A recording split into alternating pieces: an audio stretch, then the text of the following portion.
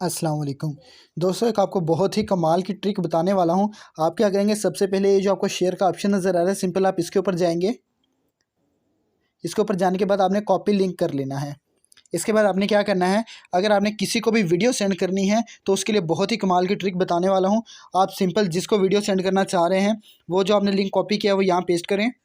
दोस्तों, जब पेस्ट करेंगे लिंक, उसके बाद आपने क्या करना है, यहाँ पर सबसे पहले आपने क्वेश्चन मार्क लगाना है। क्वेश्चन मार्क लगाने के बाद आपने लिखना है टी। टी लिखने के बाद आपने इक्वल का साइन लगाना है। इक्वल का साइन लगाने के बाद आपने यहाँ पर कुछ सेकंड लिख देने हैं अपनी मर्जी से, जो मर्जी। इससे आपको क्या होगा, जैसा कि मिसाल के तौर पर चले मैं लिख लेता हूँ 60 सेकंड। इसके बाद सिंपल मैं क्या करूँगा, इसको सेंड कर दूंगा। सेंड करने से क्या होगा, ये देखिए मैंने सेंड कर दी।